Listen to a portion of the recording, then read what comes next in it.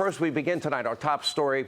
The president's adult son, Hunter, might soon be forced to move out of the White House, where he is now rumored to be living, into a federal prison.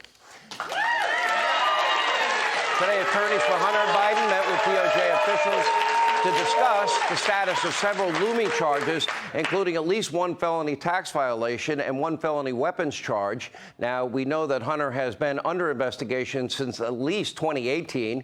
According to The Hill, CBS, The Washington Post, federal investigators now believe they have sufficient evidence to now charge Hunter Biden. Our sources are saying that, in fact, that may be imminent. Now, this reportedly involves dozens of what they call SARS, or suspicious activity reports, stemming from the large foreign transactions and, of course, the nebulous shell corporations and LLCs seemingly designed to hide the transfer of money.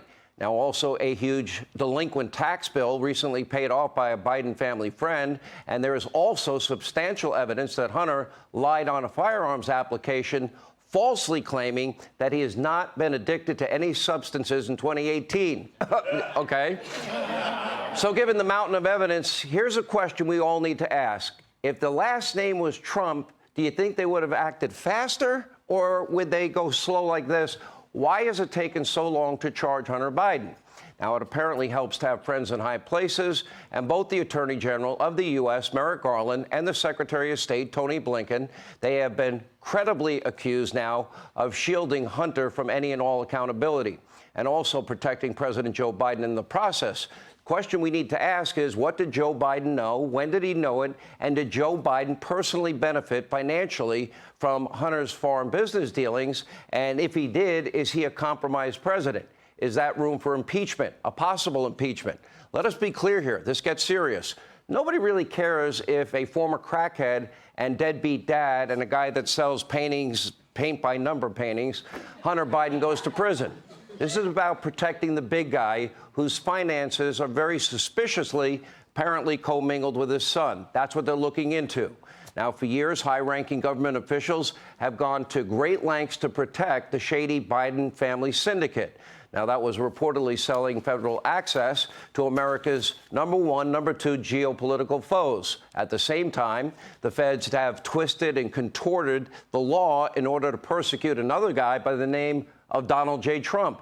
For example, the federal documents probe is totally absurd. According to a brand new breaking report tonight from John Solomon, Trump's legal team now has issued a letter to Congress accusing the DOJ of misleading the courts and the American people by disregarding President Trump's ongoing cooperation with the National Archives prior to the early morning raid at Mar-a-Lago.